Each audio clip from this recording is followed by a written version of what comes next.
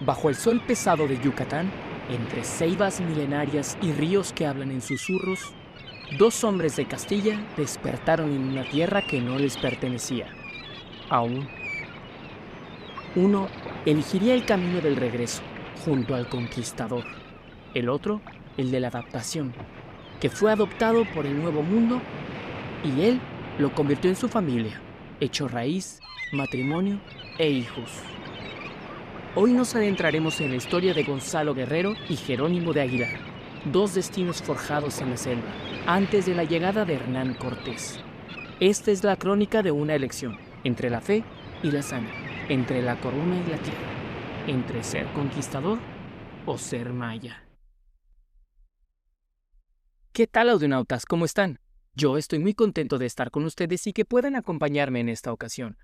Así que, déjense llevar por Hermes y enciendan la imaginación.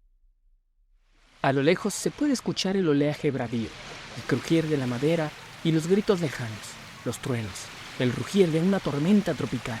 El mar se desploma sobre una embarcación que se deshace en la oscuridad.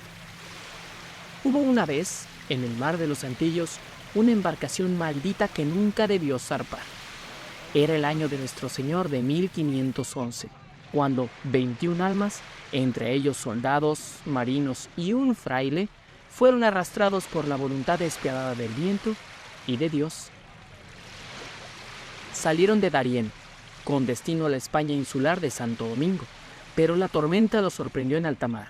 La nave se deshizo como hoja en el agua, y los supervivientes, agarrados a troncos, a barriles o a la esperanza, fueron llevados por la corriente a una tierra que no aparecía en los mapas, las costas de Yucatán. Aquella era una costa salvaje y caliente, un horizonte de mangle y selva. Los hombres, exhaustos, caminaron desnudos y desorientados por días hasta caer en manos de una civilización antigua y soberana, los mayas. Pero aquí no había piedad ni evangelio. Los señores mayas vieron en aquellos hombres pálidos una ofrenda caída del cielo. Algunos fueron sacrificados en nombre de los dioses, en rituales de sangre y de fuego. Otros, como Gonzalo Guerrero y Jerónimo de Aguilar, fueron tomados como esclavos. Uno era soldado y el otro era un fraile. Uno miraba a los ojos de sus captores con rebeldía. El otro bajaba la mirada y rezaba en latín. Durante años vivieron bajo el yugo maya. Las jornadas eran árdidas, cargadas de calor húmedo y mudos mosquitos que no perdonaban. El suelo era rojo, la vegetación espesa, los días largos. Las noches estaban llenas de gritos de animales que los españoles jamás habían escuchado. Aguilar se apegó a su fe. Se negaba a comer carne en tiempos de Cuaresma. Rezaba entre susurros y esperaba un milagro. En cambio, Gonzalo aprendió la lengua, observó las costumbres y se adaptó rápidamente como un jaguar que cambia de selva. Gonzalo Guerrero tenía el cuerpo lleno de cicatrices de guerras pasadas, pero en esta tierra nueva conocería una nueva guerra, la interna. No tardó en demostrar sus habilidades con el arco y con la lanza. Con el tiempo, dejó de ser un cautivo y se ganó la confianza del Batab. Guerrero se convirtió en capitán del ejército. Nacom le llamaban. Se casó con una mujer noble, la princesa Sacil-Ha, hija del Batab o cacique de Chactemal. Tuvieron hijos, 3 para ser exactos, mezcla de sangre y de destino. Gonzalo Guerrero fue uno de los primeros mestizos, no por nacimiento, sino por elección propia. Aquella mañana, Guerrero sentía cómo el cálido clima de la costa acariciaba su cuerpo y meditaba. Yo ya no soy el que fui. Mi carne es otra. Mi alma ha cambiado de rumbo. Esas gentes me han dado de comer, una mujer e hijos. Soy un hombre nuevo. Aquí he encontrado un mundo que respeta mi brazo y mi palabra. Y así pasaron casi 2 lustros, y en el año del Señor de 1519, las costas de Cozumel recibieron otra embarcación. Hernán Cortés y su armada habían llegado. Los vientos volvían a traer a España a las selvas del Mayab. Los españoles, antes de internarse en tierra firme, escucharon rumores de hombres blancos que hablaban la lengua de los indios. Mandaron mensajeros para localizarlos. Uno de ellos respondió.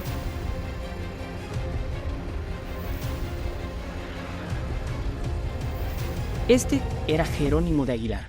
Había guardado un rosario entre los harapos. Había esperado aquel día con ansias. Cuando se encontró con los emisarios de Cortés, lloró de emoción y les dijo: soy de los vuestros, llevadme con el capitán.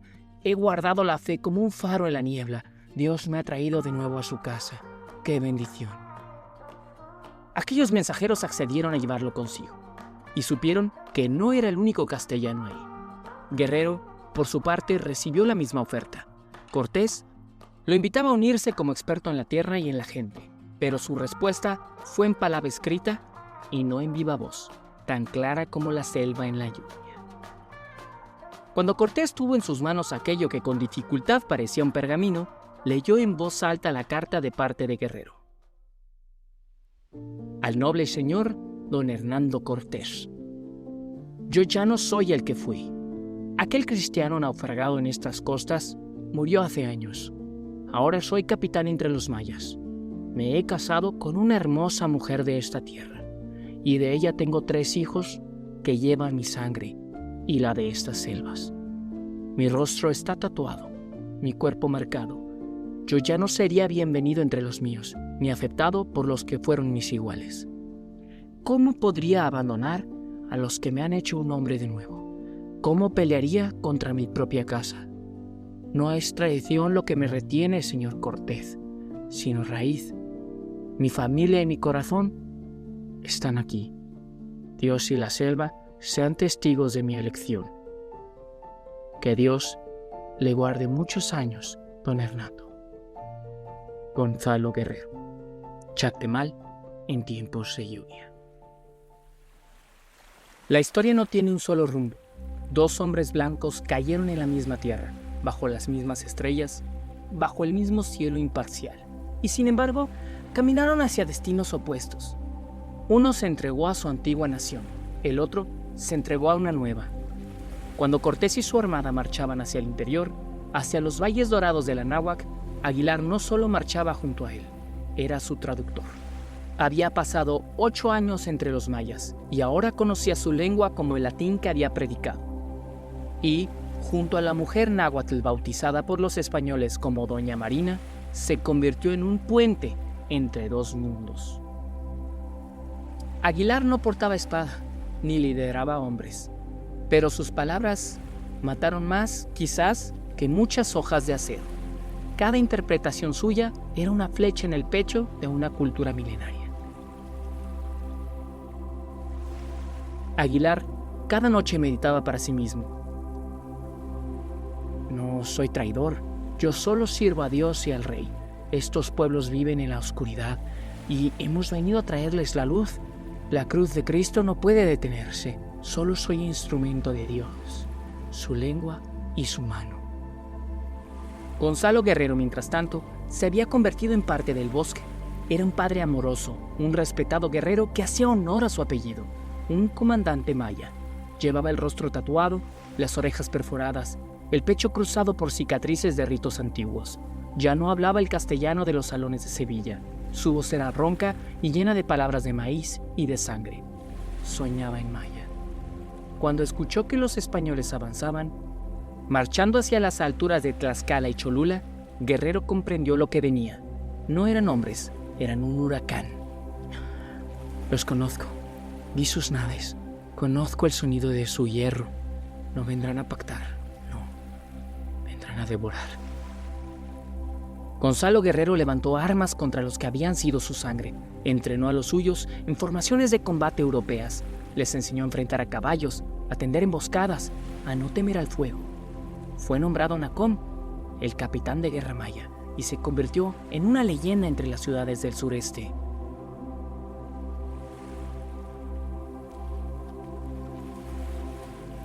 Cuentan que alguna vez, en una escaramuza al sur de Yucatán, un grupo de exploradores españoles halló un cuerpo blanco entre todos los caídos, un hombre con rostro tatuado, de piel oscurecida por el sol y la vida en la selva. No tenía cruz, sino amuletos mayas.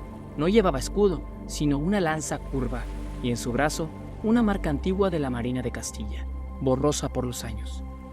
Algunos dijeron que era Gonzalo Guerrero, otros dijeron que había logrado escapar. La verdad, como todas las verdades profundas, se fundía con el mito. Gonzalo Guerrero no fue un español ni un maya. Fue lo que nace de la elección. Dejó atrás una vida de exploración para convertirse en defensor de un nuevo pueblo. No cambió de bando, solamente escuchó a su corazón. Muchos, pero muchos años más tarde, en un monasterio de México, Tenochtitlan, un hombre canoso y enfermo rezaba cada noche. Aquel hombre era Jerónimo de Aguilar. Había sobrevivido a la caída de imperios, a las campañas de Cortés, a las pestes y al tiempo. Pero en sus últimos días no rezaba por su alma. No. Rezaba por la de un amigo que no regresó. Señor, tened piedad de Gonzalo Guerrero. No entendió tu camino, pero amó con fervor. Defendió con honor. Si no supo ser cristiano, fue hombre. Yo creo, mucho más hombre que muchos de nosotros. Amén.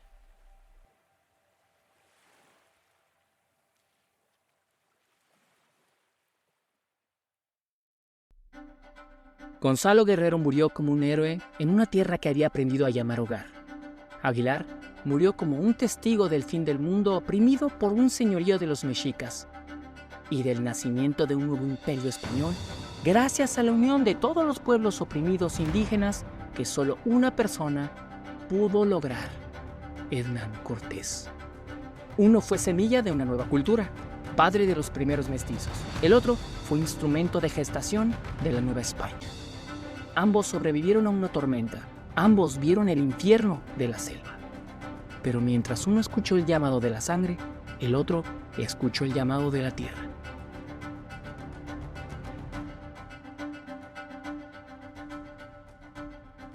Y así, le agregamos bytes a la base de datos de Bagaje Cultural.